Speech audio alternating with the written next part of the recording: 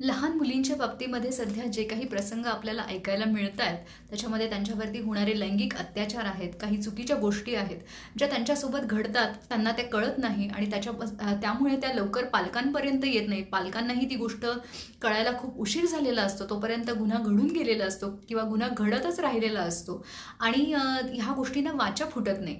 तर त्याच्यामुळे आपल्या मुलीच्या सुरक्षिततेसाठी आपण काय केलं पाहिजे, एक पालक म्हणून आपली भूमिका काय असली पाहिजे, हा एक खूप महत्त्वाचा मुद्दा आहे, खूप संवेदनशील मुद्दा आहे आणि त्याचवरती आज आपण बोलणार आहोत. नमस्कार, मी पल्लवी पाटणकर. मनोवेदमध्ये आपल्या सगळ्यांचं खूप स्वागत आहे. मनोवेदमध्ये मनाशी संबंधित असणाऱ्या सगळ्या प्रश्नांवर चर्चा केली जाते. तर ह्या विषयांमध्ये जर तुम्हाला आवड असेल, रुची असेल, मदतीची गरज असेल तर चॅनलला नक्की सबस्क्राईब करा. चॅनलवर रोज एक शॉर्ट अपलोड केला जातो. आठवड्यातून 4 व्हिडिओज येत असतात आणि प्रत्येक व्हिडिओमध्ये आपण आपला मानसिक ताण कसा हाताळायचा, आपल्या दैनंदिन गोष्टींमध्ये जो काही ताणतणाव आहे तो दूर करण्यासाठी आणि पॉझिटिव्ह थिंकिंगसाठी काय काय प्रयत्न करायचे किंवा स्ट्रेस दूर करण्यासाठी काय काय गोष्टी असतात, ह्या सगळ्यांवरती आपलं बोलणं चालू असतं. चॅनलवरती वेगवेगळे प्लेलिस्ट आहेत, कॅटेगरीनुसार व्हिडिओज आहेत, तर त्याची तुम्हाला मदत होऊ शकते. तर आज आपण पुन्हा एकदा एक संवेदनशील विषय घेऊन आलेलो आहोत आणि तुम्ही बघताच आहात की आता तुम्हाला जे काही सतत मागच्या काही दिवसांमध्ये ज्या काही बातम्या ऐकायला मिळत आहेत, लहान मुलींवरती होणारे लैंगिक अत्याचार आणि अतिशय घृणास्पद गोष्ट, अतिशय संतापजनक गोष्ट आहे की ती ऐकल्यानंतर सुद्धा तळपायाची आग मस्तकाला जाते सामान्य माणसाची आणि ह्या सगळ्यावरती आपण काय करावं हे नक्की सुचत नाही. आता इथे मूलभूत प्रश्न जो आहे त्याच्यावरती आज आपण प्रकाश टाकणार आहोत की बऱ्याचशा केसेसमध्ये असं दिसलेलं आहे की मुलींच्या बाबतीमध्ये, लहान मुली ज्या आहेत, ज्यांना ह्याचं काहीही अतिशय काही माहितीच नसतं या कुठल्याच गोष्टींबाबतीमध्ये की आपल्या बाबतीत काहीतरी चुकीचं घडतं आहे हे त्यांना कळतच नसतं. तर अशा मुलींच्या बाबतीमध्ये अशा काही गोष्टी जेव्हा घडतात तर त्या घडून सुरुवात झालेली असते आणि त्याच्यानंतर 2 दिवस, 4 दिवस किंवा कधी कधी 8-10 दिवसानंतर सुद्धा या गोष्टी समोर आलेल्या आहेत आणि तेव्हा मग प्रश्न पडतो की मग हे इथे जे मध्ये जे दिवस गेलेले आहेत की गुन्हा घडायला सगळ्यात पहिल्यांदा जेव्हा सुरुवात झाली होती तेव्हापासून ते गुन्हा पार वाढेपर्यंतचा जो मधला जो कालावधी आहे तो का लक्षात आला नाही कोणाच्याच किंवा का ती गोष्ट समोर आली नाही, हा एक खूप महत्त्वाचा मुद्दा आहे की ज्याच्यावरती आपल्याला बोलायला हवं आहे. तर ह्याचं मूळ कारण जर आपण नीट बघितलं तर एकतर मुलं किंवा मुली जे आपण सेक्शुअल अब्यूज म्हणतो, लैंगिक अत्याचार हे दोघांच्याही बाबतीत घडतात. फक्त मुलांच्या बाबतीतल्या केसेस समोर येत नाहीत लवकर आणि मुलींच्या बाबतीतल्या केसेस जास्त समोर येतात, त्या बोलल्या जातात म्हणून आपल्याला कळतं. तर इथे आपला मुद्दा हा चाललेला आहे की मुलं किंवा मुली ह्यांना ह्या बाबतीमध्ये शून्य कल्पना असते, त्यांना काहीही कल्पना नसते की ह्या सगळ्या गोष्टी काय चालल्या आहेत, नक्की काय घडत आहेत, मुळात त्या बरोबर आहेत का चुकीच्या आहेत. जर चुकीच्या असतील तर आपण त्याच्यासाठी काय करायला हवं आहे किंवा त्याच्यामध्ये आपला काहीही दोष नाही, ह्या सगळ्या गोष्टींची ना त्यांना काहीही कल्पना नसते. का कल्पना नसते? एकतर प्रत्येक घरामध्ये जे वातावरण आहे, जरी कितीही मॉडर्न आणि आधुनिक स्वतःला आपण म्हणवत असलो तरी सुद्धा काही गोष्टी अतिशय म्हणजे मागासलेल्या आहेत अजूनही. त्या म्हणजे की मुलांशी लैंगिकतेबद्दल किंवा ह्या सगळ्या गोष्टींबद्दल काहीही न बोलणं, त्यांच्याकडून काही प्रश्न आल्यानंतर ते टाळणं किंवा काहीतरी चुकीची थातूरमातूर उत्तरं त्यांना देणं किंवा ह्या गोष्टी वाईट असतात, घाण असतात, ह्याच्याबद्दल आपण बोलू नये किंवा जर आपण बोललो तर म्हणजे कोणीतरी लहान मुलांनी काहीतरी विचारलं प्रश्न तर त्याला दामटवणं, त्याला ओरडणं, त्याला फटका देणं की ह्यावरनं सगळ्यावरून काय मेसेज मिळतो मुलाला किंवा मुलीला की ही गोष्ट ना ह्याच्याबद्दल बोलायचं नाही. जर आपण बोललो तर ह्याचा अर्थ आपण चुकीचे ठरतो, आपल्यावरती नाव येतं, आपण बदनाम होतो, आपल्याला लोक वाईट, आईवडील किंवा इतर लोक आपल्याला वाईट म्हणतील, म्हणून ह्या भीतीपोटी ती मुलं, बिचारी लहान मुलं बोलतच नाहीत. त्यांच्या बाबतीत काहीतरी चुकीचं घडतंय जे त्यांना आवडत नाहीये, पटत नाहीये, पण ते बोलायचं कसं? कारण हे बोललेलं घरात आवडणार नाही किंवा ते बोललं तर आपल्याला ओरडतील, मारतील किंवा वाईट ठरवतील, आपण चुकीचे ठरले जाऊ, ही भीती त्यांच्या मनामध्ये असते आणि याच्यामुळे ते बोलत नाहीत. तर अतिशय अतिशय म्हणजे ही गोष्ट खूप समजून घेण्यासारखी आहे. मला ही बोलताना सुद्धा ह्या गोष्टींचा खरंच त्रास होतोय की आपण ह्या गोष्टींचा विचार करून आपल्या मुलांशी संवाद साधणं खूप जास्त महत्त्वाचं आहे.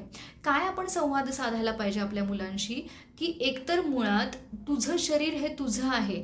प्रायव्हेट पार्ट्स काय आहेत, कसे आहे, सगळं शाळेमध्ये शिकवलं जातंय किंवा हे खूपदा रिपिटेशन झालेले आहेत त्यांचे. तुम्ही सगळेजण तुमच्या मुलांना हे सांगता. पण नुसतं प्रायव्हेट पार्ट काय आहेत हे सांगितलं आणि त्याला हात लावू देऊ नको एवढं सांगितलं म्हणजे झालं असं नाहीये.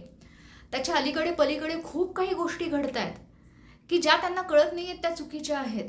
मग त्याच्या बाबतीमध्ये त्यांना आपण सशक्त करणं, स्ट्रॉंग करणं हे आधी महत्त्वाचं आहे.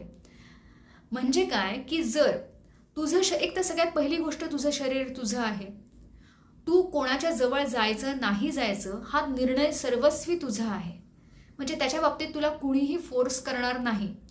मी मध्ये एक व्हिडिओ केला होता त्यात सुद्धा मी ही गोष्ट बोलले होते, की कुठलाही काका आहे, मामा आहे, जवळचा दादा आहे, कोणी का असेना, पण तो म्हणतोय मला पापी दे, तो म्हणतोय माझ्या जवळ बस किंवा माझ्या हातावरती हात ठेव, तर तुला ठेवायचं आहे का नाही हा निर्णय तुझाच आहे.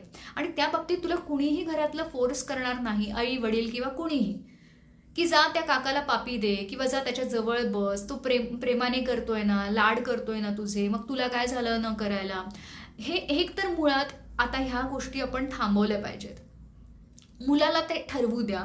त्याला जर खरंच सुरक्षित वाटत असेल, त्याला जर चांगलं वाटत असेल, तर मूल ते नक्की जाईल आणि ते स्वीकारेल त्या माणसाचं प्रेम.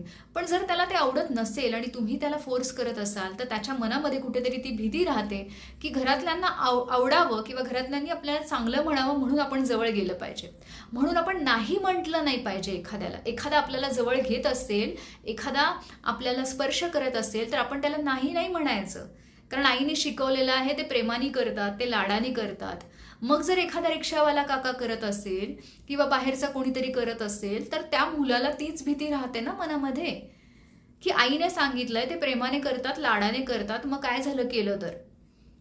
मग आपण त्याला नाही, मोठ्या माणसांना नाही नाही म्हणायचं, मोठ्या माणसांना काही बोलायचं नाही. तर मग ही कुठेतरी एक भीती मनामध्ये असते आणि त्याच्यामुळे ती मुलं नाही म्हणू शकत नाही. जरी त्यांना कळत असलं की मनामध्ये की हे चुकीचं काहीतरी घडतंय, हा स्पर्श चुकीचा आहे, हे नाही चांगलं वाटत आहे, पण ती नाही म्हणण्याची हिंमत त्यांच्यामध्ये येत नाही. हा एक मुद्दा झाला. आता दुसरा मुद्दा हा आहे, की आपण जेव्हा त्यांना हे सांगतो की तुझं शरीर तुझं आहे, हा तुझा चॉईस आहे, तू ठरवायचं आहे की कोणाच्या जवळ बसायचं आहे, कोणाला हा स्पर्श करायचा आहे किंवा कोणाला आपल्या शरीराला स्पर्श करू द्यायचा आहे किंवा नाही द्यायचं आहे. दुसरी गोष्ट, जेव्हा तुझ्या मनाविरुद्ध कोणीतरी तुला स्पर्श करतंय, मनाविरुद्ध तुला कोणीतरी काहीतरी करायला सांगतंय, की जे तुला आत्तापर्यंत तू कधीही केलेलं नाही किंवा तुला आत्तापर्यंत घरामध्ये कधीही त्या गोष्टी तू बघितलेल्या नाही आणि तुला ते चांगलं वाटत नाहीये किंवा घाण वाटतं आहे, तर ह्या सगळ्या गोष्टी तू नाही केल्या पाहिजे. म्हणजे त्यांना स्पष्ट नाही म्हणणं, तिथनं पटकन पळून जाणं, ओरडणं किंवा हेल्पसाठी हे करणं, प्रयत्न करणं, ह्या गोष्टी तू केल्या पाहिजेत. आता प्रत्येक वेळेलाच त्या शक्य होतील असं मी म्हणत नाहीये, पण मुलाला निदान कल्पना तर द्या. तुम्ही 4 गोष्टी सांगितल्यानंतर मुलाला अजून काही वेगळे पर्याय पण सुचतात, कारण मुलं तेवढी हुशार असतात. फक्त आपण एक दिशा दाखवण्याची गरज असते त्यांना, बास. तुम्ही तुमच्या मुलांच्या बाबतीत ह्या गोष्टी अनुभवल्या असतील की त्यांच्याकडे तुमच्यापेक्षा खूप जास्त सोल्युशन्स आहेत, खरं आहे. त्यामुळे तुम्ही फक्त दिशा दाखवा की बघ तू मदतीसाठी काय काय करू शकतोस. मग आणखीन 4 गोष्टी मुलाला त्यावेळेला सुचतील की हे चुकीचं घडतंय, आईने किंवा वडिलांनी मला सांगितलेलं आहे, मी नाही म्हणू शकतो, याच्यात काही चुकीचं नाही आहे मोठ्या माणसाला नाही म्हणणं. जर मला आवडत नाही आहे तर मी त्याला नाही म्हणणार, मी त्याला विरोध करणार, मी त्याला ढकलू शकतो, मी त्याला तिथे चावू शकतो, मारू शकतो किंवा आरडाओरडा करून हेल्पसाठी, मदतीसाठी धावा करू शकतो. हे जेव्हा ही कॉन्सेप्ट डोक्यात येईल ना, तेव्हा तो मदतीसाठी तिथे स्वतःला वाचवण्यासाठी प्रयत्न करेल. किंवा अजून पुढचा मुद्दा, तिसरा मुद्दा, की जर पहिल्यांदा काहीतरी तुला नको असणारा स्पर्श केला, तुला विरोध नाही करता आला, त्या ठिकाणी तुला मदत नाही मागता आली, तरी हरकत नाही. त्याच्यामध्ये तुझी काहीही चूक नाही. म्हणजे त्याच्यामुळे तू काहीतरी भ्रष्ट झालाय किंवा त्याच्यामुळे तू आता म्हणजे एकदम वाईट झालेला आहे किंवा झाली आहे असं काहीच नाहीये. तो एक अपघात आहे. काही गोष्टी अशा होतात की आपल्याला त्यावेळेला त्या कंट्रोल करता येत नाही आणि इट्स ओके. त्याच्यामध्ये कुठलीही लाज किंवा कुठलाही वाईटपणा मानून न घेता सगळ्यात पहिलं काम तुला हे करायचं आहे की तुला घरी आल्यानंतर ती गोष्ट सांगायची आहे घरातल्या आईला, वडिलांना, की असं असं घडतंय, म्हणजे त्या काकाने, मामाने किंवा जो कोणी असेल त्याने मला अशा अशा पद्धतीने स्पर्श केला किंवा अशा अशा गोष्टी मला करायला लावल्या ज्या मला आवडल्या नाहीत. तर हा पण मुद्दा महत्त्वाचा आहे की विरोध करणं, विरोध नाही करता आला. जर समजा एखादी गोष्ट काहीतरी पहिल्यांदा घडली आहे तर ती पहिल्यांदा घडल्या घडल्या लगेचच घरी येऊन सांगणं. आणि सांगितल्यानंतर सुद्धा पालकांनी ही गोष्ट लक्षात ठेवली पाहिजे की एखादं मूल तुम्हाला काहीतरी येऊन सांगतंय त्याच्यावरती विश्वास ठेवणं खूप महत्त्वाचं आहे. की अरे नाही, तो तर दादा आहे, तो तर काका आहे, मामा आहे, तो कसा असं करेल, तो असं नाही करू शकत, तुला काहीतरी चुकीचं वाटतंय, असं बोलू नका. कारण तिथेच मग मुलाला असं वाटायला लागतं आपण कितीही पोटतिडकीने सांगितलं तरी घरच्यांचा विश्वास आपल्यावरती बसत नाही. आपल्यापेक्षा जास्त विश्वास त्या मामावरती आणि काकावरती आहे. त्यामुळे मूल काय सांगतंय, तुमचं मूल काय सांगतंय की मला कोणीतरी स्पर्श करतंय, मला नाही आवडत आहे, जे काही असेल ते ऐकून घ्या. ऐकून घ्या, त्याच्या भावना समजून घ्या, त्याला काय वाटतंय हे जास्त महत्त्वाचं आहे रादर दॅन त्या व्यक्तीला काय वाटेल. म्हणजे जर ती व्यक्ती समजा तुमच्या जवळची आहे, नातेवाईक आहे कोणीतरी, आणि तिला कसं बोलायचं, तिला काय वाईट वाटेल, हा मुद्दा इथे महत्त्वाचा नाही आहे. मुद्दा महत्त्वाचा आहे की तुमच्या मुलाला काय वाटतं आहे, त्याच्या भावना खूप जास्त महत्त्वाचे आहेत. त्याच्या जागी जाऊन विचार करणं महत्त्वाचं आहे. त्यामुळे मूल दुखावलं गेलेलं आहे, मुलाला त्या गोष्टीची किळस वाटते आहे, मुलाला खूप जास्त राग आलेला आहे, खूप जास्त मानसिक घुसमट होते आहे त्याची, हे आधी आपण समजून घेतलं पाहिजे मुलाच्या जागी जाऊन. मग ऐकून घेणं, आधी पूर्ण ऐकून घेणं, त्याच्याबद्दल प्रश्न विचारणं, जास्त माहिती करून घेणं, आणि त्याच्यानंतर सगळ्यात महत्त्वाचं मुलाला शांत करणं. कारण मूल घाबरलेलं असेल, त्याला असं वाटत असेल काहीतरी चुकीचं घडलं आहे का, आपण सांगतोय म्हणजे काहीतरी चुकीचं आहे का, किंवा आई बाबा रागवतील का, आता वाईट ठरवतील का, आपल्याला काही बोलतील का, मारणार तर नाहीत ना, कदाचित असू शकते भीती. त्यामुळे त्याला सगळ्यात आधी शांत करा. त्याला सांगा की तुम्ही त्याच्यासाठी आहात, बाकीचं जग नंतर आहे, आणि सगळ्यात आधी महत्त्वाचा तुमचा मुलगा किंवा मुलगी तुमच्यासाठी आहे. त्यामुळे तुम्ही त्याचं ऐकून घेणार आहात, त्याला शांत करा. तुम्ही त्याच्यासोबत आहात, काहीही झालं तरी तुम्ही त्याच्यासोबत आहात हा विश्वास त्याला द्या. त्याला आधी शांत करा, त्याला किंवा तिला. शांत केल्यानंतर आता स्ट्रॉंग करण्यासाठी प्रयत्न करा की आता तुझं ऐकून आपण घेतलेलं आहे, आता आपण ह्याच्यातून काहीतरी मार्ग काढायचा आहे, आपण मिळून काढूयात. आई बाबा तुझ्या सोबत आहेत आणि हे असं पुन्हा घडणार नाही तुझ्या बाबतीत, ही पूर्ण जबाबदारी, ही पूर्ण काळजी आम्ही घेणार आहोत. तर तुला घाबरण्याची काहीच गरज नाही आहे, काहीही असलं तरी आम्ही तुझ्यासोबत आहोत आणि तू आम्हाला सांगायचं आहे. तर हे जेव्हा हा विश्वास मुलाला जेव्हा मिळतो की आपल्यासोबत आई बाबा आहेत, कितीही काहीही झालं तरी, तर त्याच्या मनात ती भीती निर्माण झालेली असते, ती भीती जाते आणि त्याच्या जागी एक ताकद येते की आता आपल्याला लढायचं आहे, आता आपल्याला ह्याच्यातून मार्ग काढायचा आहे, आता आपल्याला ह्या गोष्टींना विरोध करायचा आहे न घाबरता. ही भावना एकदा निर्माण झाली ना मुलामध्ये की मग गोष्टी सोप्या व्हायला लागतात. मग मोठी माणसं जे काही मार्ग काढतील त्याच्यामध्ये, तर त्या सगळ्या गोष्टी तुम्ही कम्युनिकेशन मुलांसोबत ठेवा की आम्ही या गोष्टींवरती काम करतो आहोत आणि आपण लवकर ह्या सगळ्यातनं बाहेर पडायचं आहे, आणि जे चुकीचं करतायत त्यांना त्याची शिक्षा देण्यासाठी आपण प्रयत्न करतोय. तर ह्या सगळ्या गोष्टी म्हणजे चूक तुझी नसून ज्याने कोणी तुझ्यासोबत केलेलं आहे त्याची चूक आहे.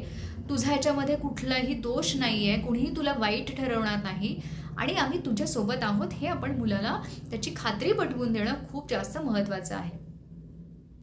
हे सगळं ना ह्या सगळ्या गोष्टी घडण्याच्या आधीपासूनच सांगायच्या आहेत. म्हणजे आता काहींनी सांगितल्या नसतील समजा तर ठीक आहे, हे झाल्यानंतर तुम्ही करा. पण ज्यांच्या बाबतीमध्ये, ज्यांच्या मुलांच्या बाबतीमध्ये अजून असं काही घडलेलं नाही सुदैवाने, तर त्यांनी काय काय करायला हवं, त्यांनी या सगळ्या गोष्टी आत्तापासूनच मुलांची कम्युनिकेट करायला हव्यात की तुझा निर्णय आहे, तुझं शरीर आहे, हात लावू देणं न देणं, हेल्प मागण्यासाठी, मदत मागण्यासाठी काय करायचं आहे, मदत मागूनही नाही मिळाली किंवा काही गोष्टी घडल्या तरी न घाबरता, न लाजता आपल्याला निर्भीडपणाने त्या घरी सांगायच्या आहेत. आम्ही तुझ्यासोबत असणार आहोत, काहीही झालं तरी आम्ही तुझ्यासोबत असणार आहोत, कारण तुझी याच्यामध्ये काहीही चूक नसणार आहे. ह्या गोष्टी घडल्या नाहीत तरी मुलांना किंवा मुलींना सांगा. कारण जर त्यांना हे माहिती असेल ना तर ते स्ट्रॉंग होतील, आणि असं काहीतरी चुकीचं आपल्यासोबत कोणीतरी वागत असेल तर आपण त्याला विरोध करणं गरजेचं आहे हे त्यांना कळायला लागेल. फक्त प्रायव्हेट पार्ट म्हणजे काय आणि त्याला हात लावू द्यायचं नाही इतकं सांगून ते विषय संपण्याजोगं नाही आहे. कारण बदलत्या काळानुसार ना पालक म्हणून आपली आव्हानं वाढलेली आहेत. त्यामुळे आपल्याला जरी वाटत असेल की अरे ह्या वयात काय गरज आहे ह्या सगळ्या गोष्टी सांगण्याची, पण गरज आहे. गरज खरंच आहे की अतिशय लहानात लहान मूल जरी असलं तरी तुम्ही त्याला त्याच्या लेवलला जाऊन ह्या गोष्टी सांगणं गरजेचं आहे की तुझं शरीर तुझं आहे. शरीराला कुठेही कधीही कोणालाही हात लावू द्यायचा नाही द्यायचा, हा निर्णय तुझा आहे. तुला जर चांगलं वाटत असेल तरच तो हात लावू द्यायचा आहे, किंवा नसेल वाटत तर ते सांगायचं आहे घरातल्यांना, आणि त्याच्याबद्दल मोठी माणसं तुला मदत करणार आहेत. आणि काही माणसं आपल्याशी कशी चुकीची वागतात, कसा चुकीचा स्पर्श आपल्याला करू शकतात, ह्याची सुद्धा कल्पना मुलींना देणं गरजेचं आहे. कारण त्यांना कदाचित कळणार नाही की हा चुकीचा स्पर्श म्हणजे काय आहे. त्यामुळे तो चुकीचा स्पर्श म्हणजे काय, कशा पद्धतीने असू शकतो, ही माणसं तुमच्याशी कशी गोड बोलून तुम्हाला फसवू शकतात, काय काय करू शकतात. कसं तुम्हाला वाटेल की एखादा तुम्हाला चॉकलेट देण्यासाठी बोलवतो, एखादा तुम्हाला गिफ्ट ऑफर करतो आहे, एखादा तुम्हाला म्हणतोय की तुझ्या आईला किंवा वडिलांना काहीतरी झालंय, मी तुला त्यांच्यापर्यंत पोहोचवतोय, किंवा एखादा तुम्हाला आणखीन वेगळ्या पद्धतीने तुमची सारखं कौतुक करतो आहे. असे वेगवेगळे मार्ग असतात की ज्याच्यामधून मुलांना जवळ करणं, त्यांना आपलंसं करणं, त्यांचा विश्वास संपादन करणं, अशा गोष्टी गुन्हेगारांकडून केल्या जातात. तर त्याही मुलांना स्पष्ट करून सांगणं, एक्सप्लेन करणं खूप महत्त्वाचं आहे, जेणेकरून मुलं सावध होतात आणि मुलं अशा लोकांपासून लांब राहायला शिकतात. त्यामुळे ह्या गोष्टी आपल्याला कितीही आपली मुलं लहान असली तरी त्यांना सांगत राहणं, आणि ती सांगण्याची प्रोसेस ही चालूच ठेवायची आहे. म्हणजे असं नाही आहे की मूल मोठं झालं आणि हे सगळं थांबवलं आहे आपण, मग त्याला आणखीन आपण पुढच्या लेवलला जाऊन ह्या गोष्टी सांगतो. त्यामुळे ही प्रोसेस आता अखंड आपल्याला चालूच ठेवायची आहे. कारण जसं आपण म्हटलं तसं बदलत्या काळानुसार आपली आव्हानं वाढलेली आहेत. त्यामुळे आपल्याला आपल्या मुलांच्या सुरक्षिततेसाठी या गोष्टींवरती अतिशय मोकळेपणाने कम्युनिकेशन करणं, मुलांच्या प्रश्नांना वाजवी उत्तरं, रिअलिस्टिक तात्विक उत्तरं देत राहणं, त्यांच्या वयाला समजेल अशी, हे गरजेचं आहे. त्यांची प्रश्न टाळणं आणि त्यांना चुकीची उत्तरं देणं हे पूर्णतः थांबलं पाहिजे. तरच मुलं मोकळेपणाने ह्याच्यावरती बोलायला लागतील पालकांशी, आणि पालकही वेळेच जागरूक होतील आणि या गोष्टी घडण्याच्या आधीच थांबायला लागतील. त्यामुळे आपण ह्या गोष्टीकडे नीट लक्ष देऊयात आणि आपल्या मुलींना सुरक्षित ठेवण्यासाठी आपण स्वतः एक पाऊल पुढे जाऊयात. व्हिडिओ आवडला असेल तर लाईक करा. जास्तीत जास्त लोकांपर्यंत ही मदत पोहोचत राहावी याच्यासाठी शेअर करत राहा, आणि अशाच वेगवेगळ्या व्हिडिओसाठी चॅनलला सबस्क्राईब करा. धन्यवाद.